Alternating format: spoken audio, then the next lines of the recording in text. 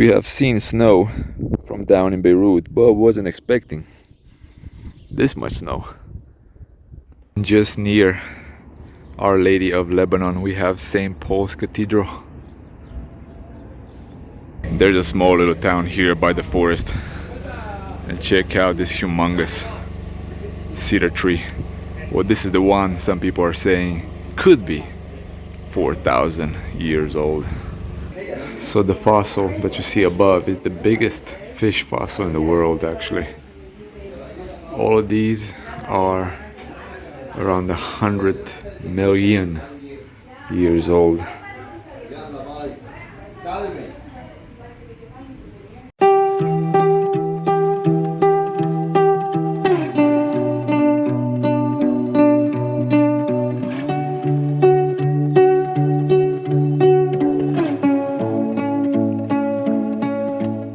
What is happening, everyone? Welcome back to a brand new episode, this time from Lebanon, here on a small little train heading over to Jeita Grotto, one of the main caves here in the Middle East.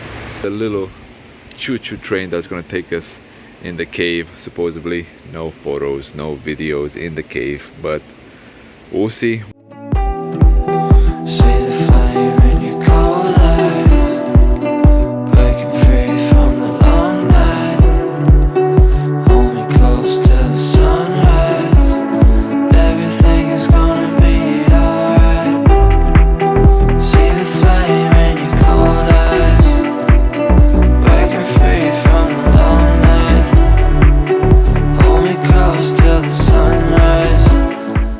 So managed to capture some photos and now a little bit of video for the first time talking into the video. This is quite unique. This is a boat ride through the cave. Check this out. Outstanding. Haven't been to a cave where you take a boat ride. Just phenomenal.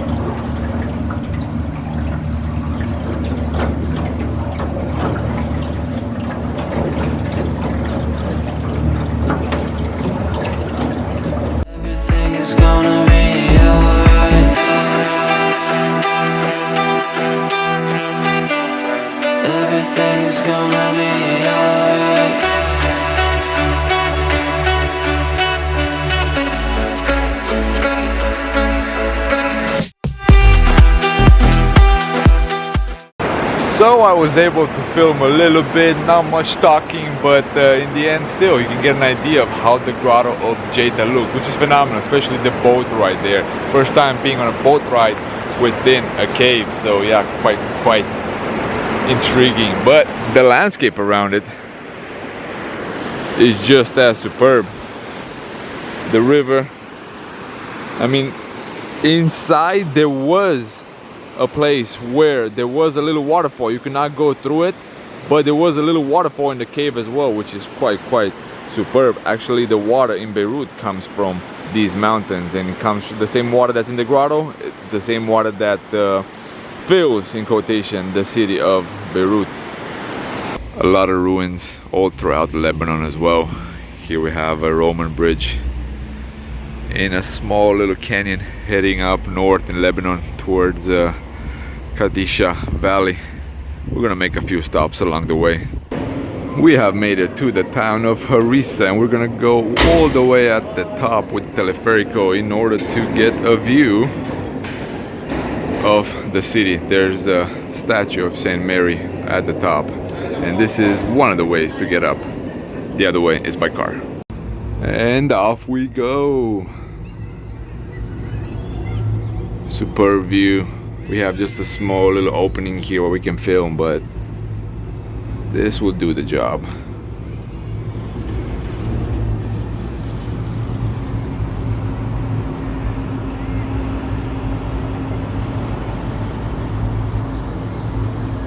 So with the city being on top of the hills, mountains here in Beirut, and with the statue above, it does give you the impression that at times you could be in Rio, near Ipanema Beach, near Copacabana, looking at the favelas.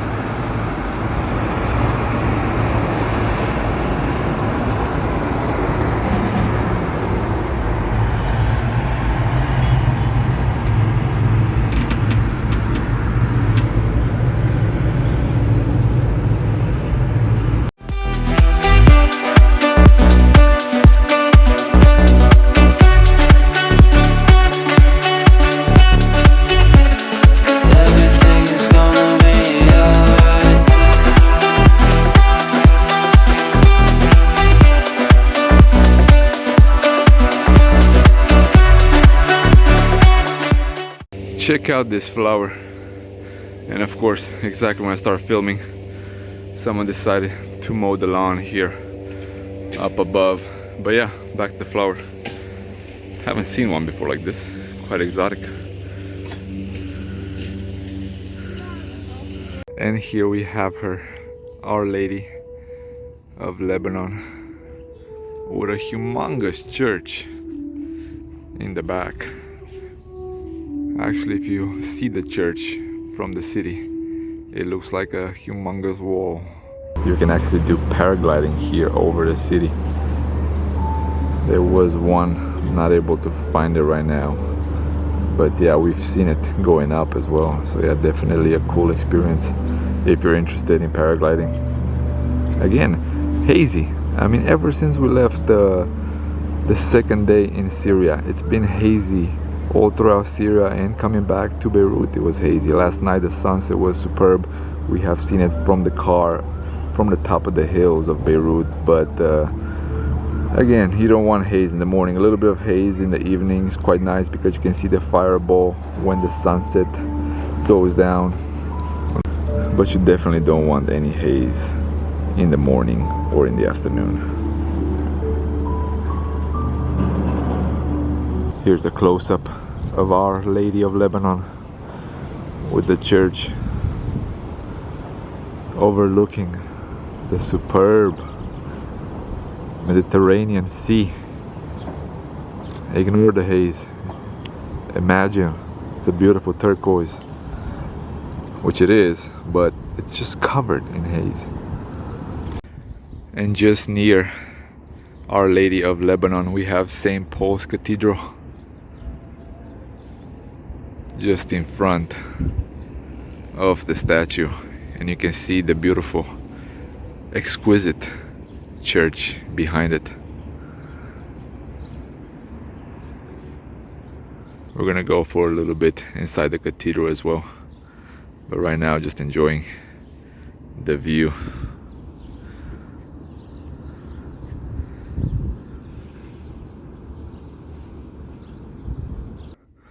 And let's see how the church looks inside.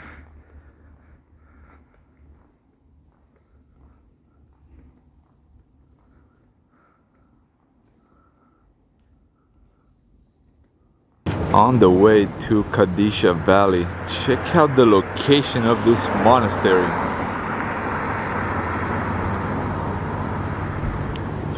Superb. And the formation, the rock formation on this hill slash mountain.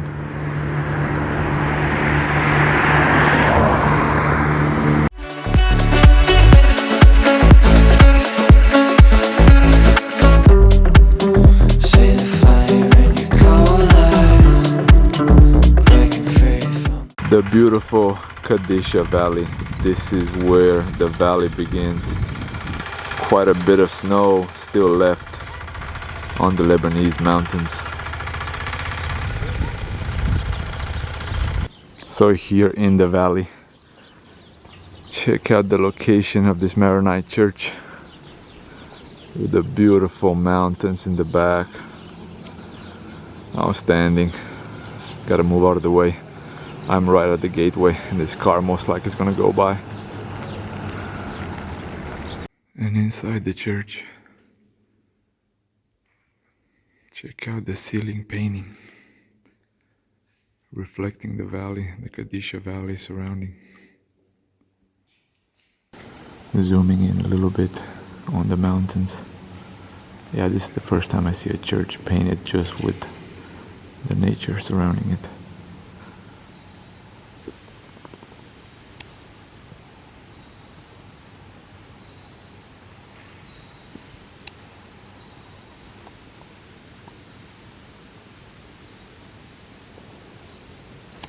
Some people were referring to certain parts of Lebanon as being the Switzerland of the Orient. Well, this footage right here, this view right here, kinda has some similarities. Beautiful. A little bit noisy, we're by the side of the road, but yeah, you had to stop and take a glance of the beautiful landscape, the beautiful mountains, and this village on top of the cliffs. And what better spot to put a monastery if not in the interior of the Qadisha Valley.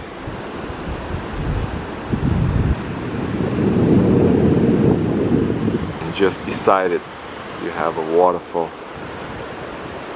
Not the extreme flow, but still, when the snow starts melting from the mountains, it's definitely a bigger flow. But yeah, just the landscape, just the surrounding is just beautiful.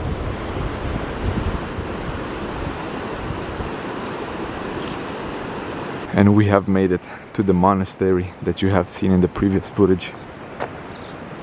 It's surrounded by olive trees. And the sound, I don't know if you can hear it, but the sound of waterfalls, since we have one on the left side of the monastery and one just in front of it. Yeah, super peaceful.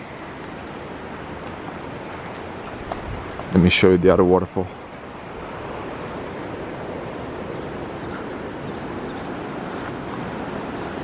Again, a little bit hazy,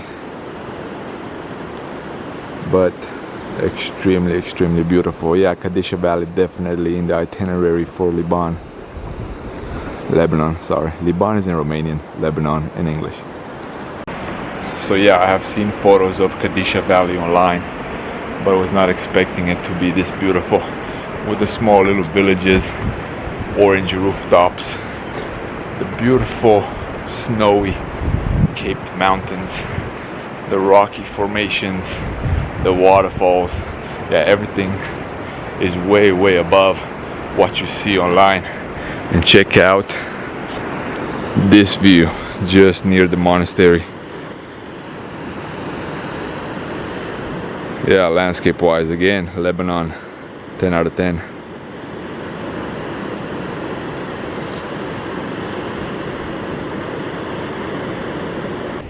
And the monastery itself at the base, hugged by the rocky mountains surrounding it. Yeah, the waterfall is somewhere there, you can't see it right now. Small, conservative, secluded. Qadisha Valley is also called the Holy Valley because of the many monasteries and churches that they have here. Back in the Ottoman times, when Christians were persecuted, a lot of priests decided to come in the valley because it was so secluded and it was hard to penetrate deep down into the heart of the valley. And a lot of monastery churches, religious sanctuaries were being founded back in that era. And also, you know, it's a quiet place. It's definitely a place where you can meditate.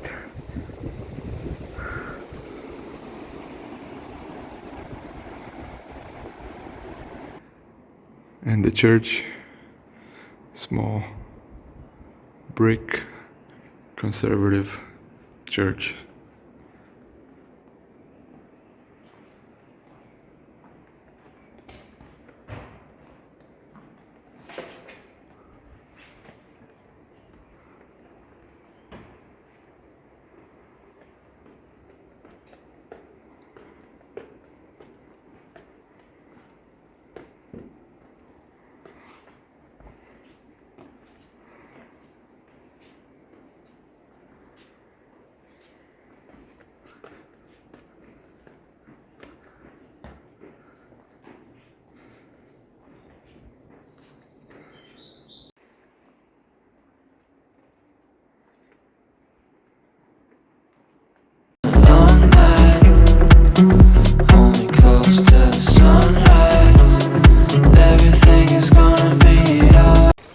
and all the way up north at the Cedars of Lebanon.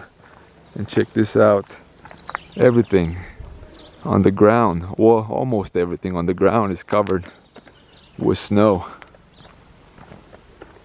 Actually, this forest, this entrance to the forest here closes in 30 minutes. We had no idea there's a schedule, so we're rushing a little bit to see as much as we can. I'm actually gonna switch to the phone camera because they're quite tall, and some of these trees supposedly are around 4,000 years old. But even with the wide lens, you still won't be able to fit some of these trees. Yeah, the nature in Lebanon is quite outstanding. The smell, you can definitely tell you're at the mountains.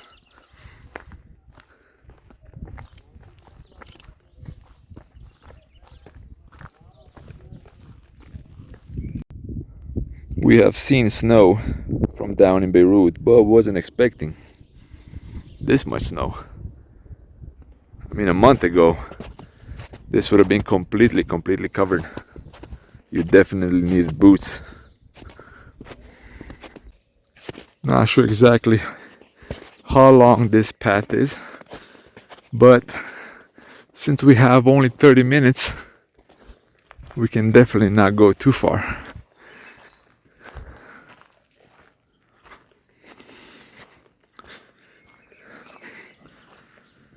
This cedar tree right here looks like it's covered in something on the right side.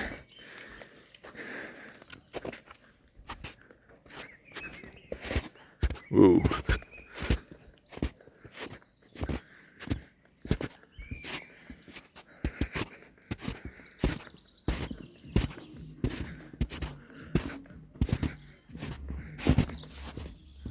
In some spots, the snow is actually almost half a meter deep, so you got to be careful where you step, because if not, yeah, you can do some damage to yourself.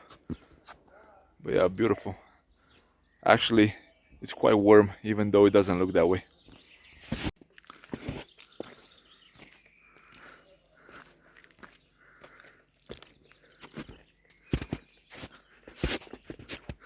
Hi, Kadisha. Ooh. Although it can be a little bit of a pain with this much snow, it definitely gives a nice contrast to the blue and to the green that we have in the scenery. Again, some of these trees, hundreds or maybe thousands of years old.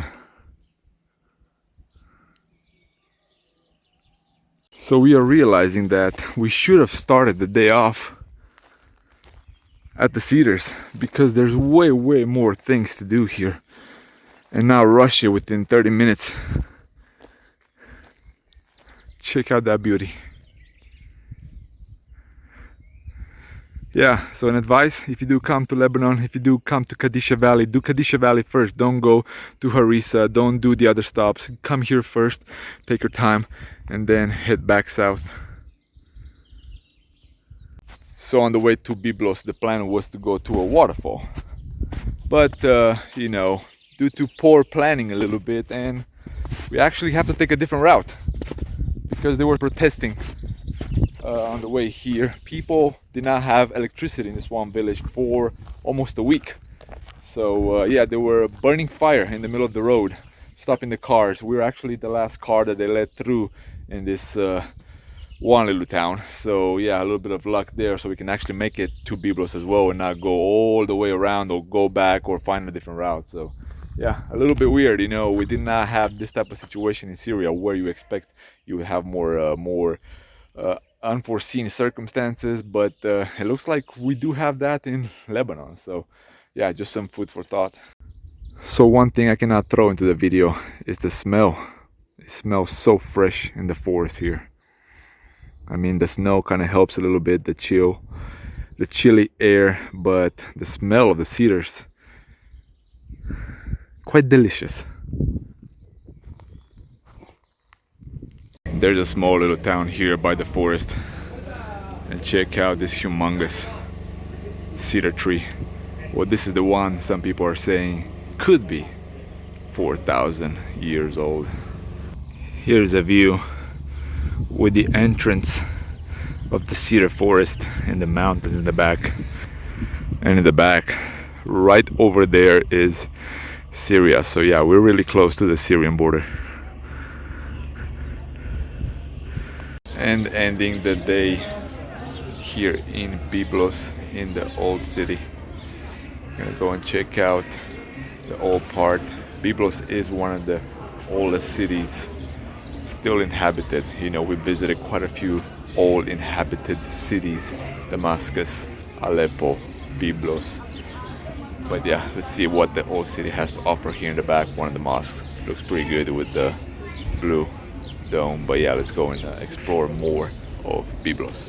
Check out the fossils. Yeah, Byblos is known for fish fossils. But man, the condition, superb. So the fossil that you see above is the biggest fish fossil in the world, actually. All of these are around 100 million years old.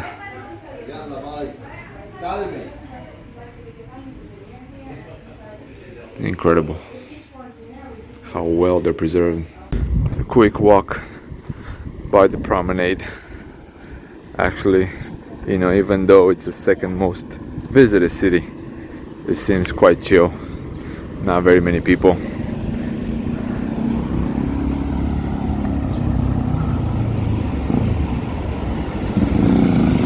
And by the harbor we have a nice panorama of almost all the old city of Byblos, and the beautiful sunset light hitting the houses, the fortresses, the harbor, the boats, and the many cars here. There's also a parking lot, a parking garage by the harbor.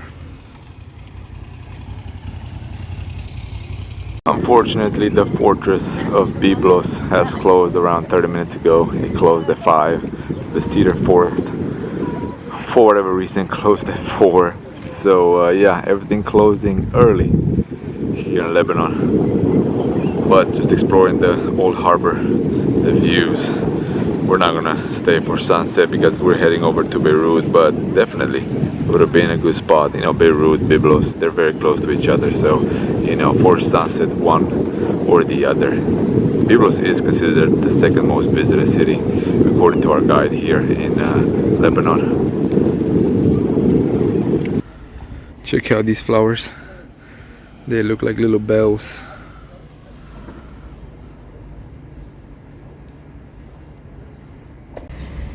Check out this mirror face.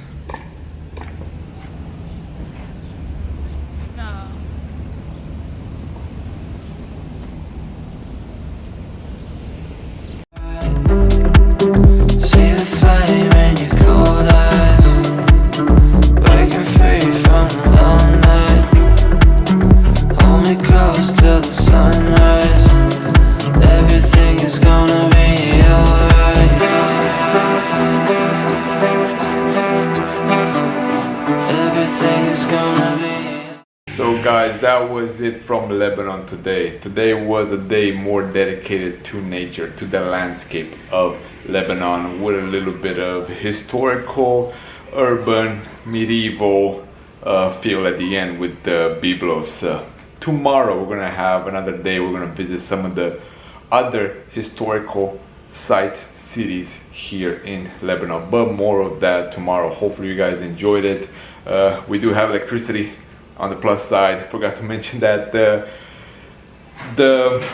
proposed schedule outage of the electricity was not as we originally thought. The 8:30 to 10:30 and the 2:30 to 6:30 in the morning. It was actually all night long, no electricity. We barely had Wi-Fi 15 minutes before we met our driver downstairs. So yeah, you know, unpredictable stuff in Lebanon, just as the little riots that the people put there in the mountains, where they set out on fire a few things, a few tires along the road. We had to take a longer route back. So Yeah, I was thinking about another waterfall that we hopefully can add on the last day in Lebanon before heading to the airport in order to actually see it. If it's the waterfall that I'm thinking, we talked to the driver, he said, yeah, we can do it. And then, well, it's 5 o'clock, we may not. And then the riots came, and then that was definitely a no-no. But we'll see how things will go. Till next time, gratitude should be the only attitude. Stay humble, and I'll see you then. Peace out.